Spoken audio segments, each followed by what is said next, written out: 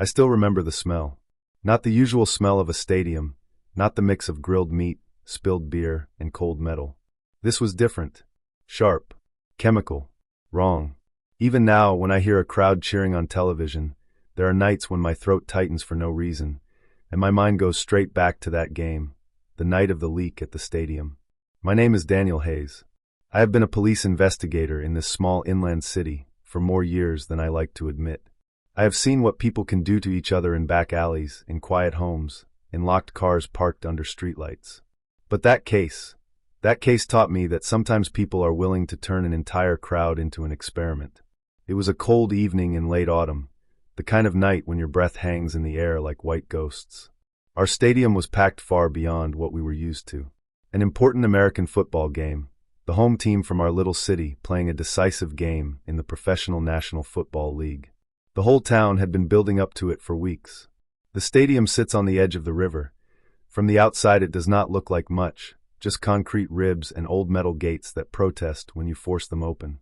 But inside, under the lights, it always feels bigger than the city itself, like a borrowed piece of some important place far away. I was there on duty, not because I wanted to be, but because when you gather tens of thousands of people into one bowl of concrete and steel, you need more than just uniformed patrol officers. They gave me a small control room just under the stands. From there I could see the feeds from the cameras, listen to the stadium security channels, and talk to my officers scattered around the entrances. The game had just moved into the second quarter. The crowd was loud, but it was the good kind of loud, happy loud. People stood shoulder to shoulder in heavy jackets, faces painted in team colors, holding paper cups that steamed in the cold air. Section East 32. That is where it started. You always remember a case by its first odd detail. For me, it was a security guard's voice over the radio. His name was Miguel. He had worked that stadium longer than I had been wearing a badge. He said he had a fan in East 32, that the man was complaining about a smell. His voice was calm, out of habit. I glanced at the monitors. Nothing unusual. Just a sea of hats and waving foam fingers. I asked him what kind of smell. Miguel hesitated, with the crowd roaring behind him, and then said it was not food, not smoke, kind of chemical, and that the fan said it burned his nose. I have learned to pay attention when people say that word. Burning. That word sticks. I told Miguel to stay put and keep an eye on the fan. Maybe it was nothing, a spilled bottle of cleaning fluid. Maybe someone had sprayed too much deodorant. A few minutes later another voice came through the radio, this time a paramedic. They had a woman in East 32, row 14. She was coughing hard, eyes red, and she also said the air smelled weird. 2 separate calls. Same section. I looked back at the monitor and leaned closer. The camera covering that area was mounted high above. At first glance everything seemed normal, but as I watched, I saw a man bring his scarf up over his nose, then another, then a third one cough and bend forward as if punched in the stomach. That was the moment when the hairs on my arms stood up. I grabbed the radio and told all units near East 32 to start moving toward that section. I told them not to run, not to shout, just get there. The game went on. The commentators, up in their warm booth, kept talking about passing yards and strategies, unaware of the small ripple forming like a bruise in that corner of the stadium. Then the complaints multiplied. Within minutes Miguel came back on the radio, and this time his voice was not calm. More people were coughing, some were dizzy, one man had passed out. He said the smell was strong and getting stronger. I stepped out of the control room. The concrete corridor outside carried vibrations from the stands. It felt like standing inside a drum. I had a choice.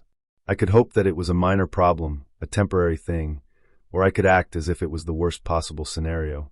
You learn over time that when you hesitate in situations like that, you are gambling with other people's lungs. I went back in, picked up the phone that connected directly to the stadium operations manager, a round man with restless eyes named Harold. I told him we had a problem in East 32, that I needed the music turned down and the cameras focused on that section. On the main feed, the director cut from a replay of a touchdown attempt to a wide crowd shot. I watched the pixels on the screen, searching faces. Then I saw it, a pocket of people no longer cheering, several standing up and looking around, a woman fanning her face, a teenager with his head between his knees, someone waving their arms and calling for help. From that high angle you could not smell the air, but you could see fear. It moves through a crowd like a shadow. I picked up my radio again, and activated the emergency evacuation protocol for East 32 only. I told my people not to use words like gas or chemicals on open channels. We did not want a stampede. Row by row, get them out. I could feel the weight of the cameras. The game was being broadcast nationwide. Any wrong move, any sign of panic, and the whole country would see our stadium become a scene from a disaster film. Officers and security guards began to appear on the feed, working their way down the aisles of East 32. They leaned down, speaking close into people's ears, hands guiding them to the stairs. Some fans looked confused, others irritated. They had paid good money for those seats. Then, as if someone had flipped a switch, the situation turned. A little girl in a team jersey slumped sideways onto her mother. The mother screamed. You could not hear it from the control room, but you could see it. It spread through the section like fire. People started coughing more violently, eyes watering, hands over mouths. One man tried to climb over the seats instead of using the steps. Another stumbled and went down. I made a decision I knew the television network would hate. I told Harold to cut the crowd shots and keep the cameras on the field only. He protested about producers and ratings, but he did it. Out in East 32, we stopped being background to a sports show and became something else entirely. The evacuation turned messy. It always does when people think the danger is invisible. A strong smell. Throats on fire. No flames to see. No smoke. Some wanted to run. Some wanted to stay put and cover their faces. Some simply froze. I headed straight toward the section. The air in the corridor was cooler, but as I approached the open archway that led into East 32, I caught it. The scent. Metallic at first, then sharp, like cleaning product left in the sun. It made my eyes itch just to breathe it in. I pulled my sleeve over my mouth and nose. Not much of a mask, but it made me feel a little less exposed. Emergency medics were already there, moving between rows with stretcher boards, masking up, eyes wide behind plastic shields. I spotted Miguel with his arm around a teenager, guiding him toward the exit. The boy's name was Aaron. I learned that later. He was a high school wide receiver, fast and talented, dreaming of one day playing on that field instead of watching from the stands. That night, he had come with his father. They had spent the whole week talking about plays and strategy, and about how this game could be the beginning of something bigger for the team. Now Aaron's lips were pale. He was clammy, his eyes unfocused. Miguel told me people were going down, and that the smell was not going away. I walked up the steps, past discarded flags and overturned drinks. The air grew heavier, filling the narrow space between my teeth and my lungs with chemical bitterness. I knew in that moment that we were dealing with one of three things: a catastrophic failure in the ventilation system, an accidental release of some toxic product stored too close to the air intake, or something worse, a deliberate test, a small-scale chemical attack to measure our reaction. We got everyone out of East 32 within minutes that felt like hours. Some walked on their own, coughing weakly. Others were carried. A few lay on the concrete in the corridor with oxygen masks pressed to their faces, while paramedics called out vital signs that I never want to hear again echoing in tunnels. Outside, the night was chaos. The parking lot, usually a sea of tailgate grills and music, had become a field hospital. Ambulances lined up with doors open. Reflected red and blue lights painted the stadium walls in nervous colors. I remember one woman in particular. Her name was Linda. She was in her late 40s and taught literature at the local high school. Her students adored her. She saved all year to buy tickets for a few games and sit up high to watch her team under the lights, grading essays in the afternoons with the radio playing pre-game chatter. She sat on the back of an ambulance with a blanket wrapped around her shoulders. Her eyes were still raw from the irritant, rimmed with red. She held her inhaler with white knuckles. She told me she thought she was going to die in there, that she could not breathe, that she grabbed the hand of the boy next to her, a total stranger, because she did not want to be alone. I told her we would find out what had happened, that we would not let it be ignored as some freak accident. I meant it, but I also knew that promises made in parking lots, under rotating lights, carry a special weight. Later that night, after the last ambulance pulled away and the stadium lights finally went dark, it was just us, officers, investigators, stadium staff, and the silence of empty seats. We walked through East 32 with flashlights, beams cutting through lingering traces of whatever had been in that air. The smell had faded, but it was still there like a ghost. I called in the hazardous materials unit. They arrived in bulky suits, carrying instruments I could not pretend to fully understand. They took air samples, swabbed railings, checked vents. They moved slowly, like diverse in thick water. In the control room we replayed the security footage, minute by minute, rewinding and fast-forwarding, looking for anything unusual. At first, nothing. Then one of my younger officers, a detail-oriented kid who still believed in the idea of perfect justice, pointed at the screen and told us to go back and zoom in on a corridor door. The camera showed a service door near the back of East 32. Most nights it stayed closed. It led to a narrow maintenance hallway that ran behind the stands toward the ventilation room. On the screen, just before the first complaints of the smell, we saw someone slip through that door. The figure wore a stadium jacket, hood up, cap pulled low. He moved with the casual familiarity of someone who knew they belonged there, at least on paper. He disappeared into the maintenance hallway. A few minutes passed. Then he came back out, empty-handed, walking away as if nothing significant had happened. At almost the exact same time, the first fan raised his hand about the smell. Coincidence is a word I have learned to distrust. We cross-checked every badge swipe for that door and interviewed every employee scheduled in that zone. Most were exactly who they claimed to be: vendors, cleaners, security. But one badge stood out. It belonged to a man named Victor Cole. Victor had worked in stadium maintenance for several years. A quiet, technical man, he knew every pipe, every duct, every fuse box that kept that old stadium alive. He had been let go a few months before the game after a contractor change and some budget cuts. Human Resources had called it restructuring. He called it betrayal. On paper his badge had been deactivated. In practice, the system still accepted it. It was an oversight, a box left unchecked in some administrator's screen, an invisible crack. When we visited Victor's apartment, he behaved exactly the way guilty men often behave. Not too calm. Not too nervous. Defensive in the small ways. He insisted he had been at home during the game, watching it on television.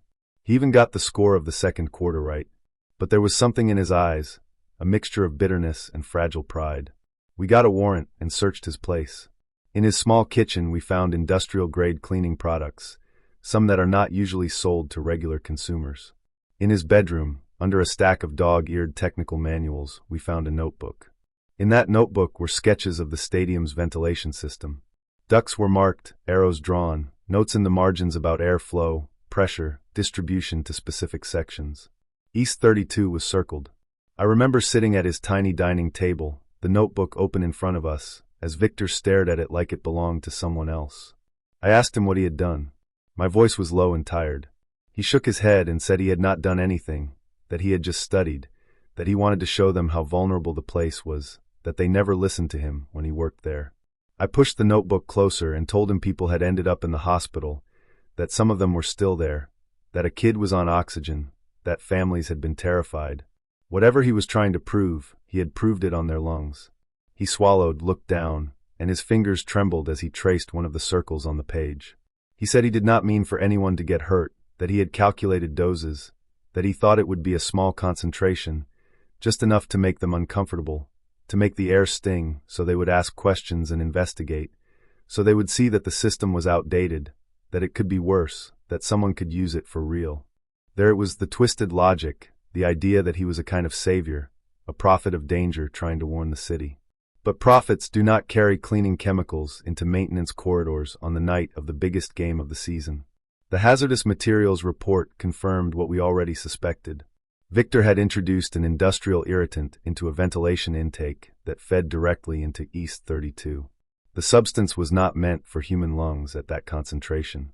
It was not a banned nerve agent, not some weapon of war, just a powerful product used to strip, to clean, to dissolve. In the wrong hands, in a poorly ventilated space, it became something else. The Federal Investigation Bureau sent agents. They put on their suits and their solemn faces. They used phrases like domestic threat assessment and infrastructure vulnerability. On the news, commentators speculated about whether this had been a test run for a larger attack. In my city, in the quiet days that followed, it was simpler and more painful than that. It was a man who felt discarded, who decided to turn his pain into a demonstration. He knew the system. He knew the stadium. He knew exactly how to cause fear without leaving a visible mark. What he did not know, or chose not to know, was what it feels like to sit with the victims afterward. Weeks later, after the legal wheels had started turning and the headlines had moved on to other stories, I visited Aaron. He sat on the couch in his living room with a blanket over his legs. His inhaler lay on the coffee table, within easy reach. The walls were covered with posters of football players frozen in moments of perfect motion. When I asked how he was doing, he gave me a half smile and said he got tired faster now, that he used to run routes all evening, but now his chest burned if he pushed too hard, that the doctor said maybe it would get better and maybe not. His father stood in the doorway with his arms crossed and jaw tight. He told me they had worked hard, saved up for those seats in East 32, front row in that section, and that it was supposed to be a special night. I did not have an answer that could mean anything. No clever line. No promise that would not feel hollow. So I told them the one thing I could say truthfully. We knew who did it, and he would not walk into another stadium again as a free man. Aaron nodded and looked past me toward the television in the corner, where a different game played with the sound off. He said that sometimes he still heard it, the coughing, the way people were shouting, but the sound was thin, like everyone had sand in their throats. He said he dreamed about it. I understood more than I wanted to admit, because I heard it too, in my own way, in the echo of the radio calls, in the silence between breaths when I think about that night. Victor eventually stood before a judge. The charges were serious, reckless endangerment on a scale our city had never seen. He tried to explain himself, to frame his actions as a misguided warning, a demonstration of potential catastrophe. But there is a line you cross when you stop imagining danger and start manufacturing it. The judge reminded him of that. For me, the case did not end with the sentencing. It never does. It ends in quieter moments. In the way Linda now avoids large crowds, choosing instead to watch games from her small living room, her inhaler always in reach as she marks essays in the glow of the television. In the way Miguel still pauses at the entrance to East 32 when he works a game, inhaling cautiously, even though the entire ventilation system has been overhauled, every duct cleaned, every intake secured. It ends in the way I walk into any public venue now and look up, tracing where the air comes from, where it goes, who could use it. When people ask me about the case of the stadium leak, some want to know if it was terrorism. Some want to hear about federal agents and briefings. Others are curious about the technical details, the chemistry, the engineering. But when I think about it, I do not think in formulas or diagrams. I think about Aaron clasping a stranger's hand in the stands because he did not want to die alone. I think about Linda feeling her lungs seize up as the cheers around her turned into coughing. I think about the way the roar of the crowd changed into something fragile and broken, even though the commentators in the booth kept talking about yards and penalties for a few minutes longer than they should have. Most of all, I think about how easy it is for one person, with just enough knowledge and just enough anger, to turn a place of joy into a laboratory. There is a particular cruelty in choosing a stadium as your proving ground. You're not just testing a system, you are testing trust, trust that the place where you take your children, where you sing with strangers, where you forget about your troubles for a few hours, will not suddenly turn on you. We rebuilt some of that trust with new safety protocols, better training, and alarms more sensitive than any human knows. But trust is slower to heal than concrete. Some nights, when a game is on and the crowd noise comes through the walls of my house, I close my eyes. For a heartbeat, I am back in that control room, watching East 32 on the monitor, looking for the first signs of something invisible. Then I open them again and remind myself that we did what we could, that we got them out, that no one died that night, even though lives were changed.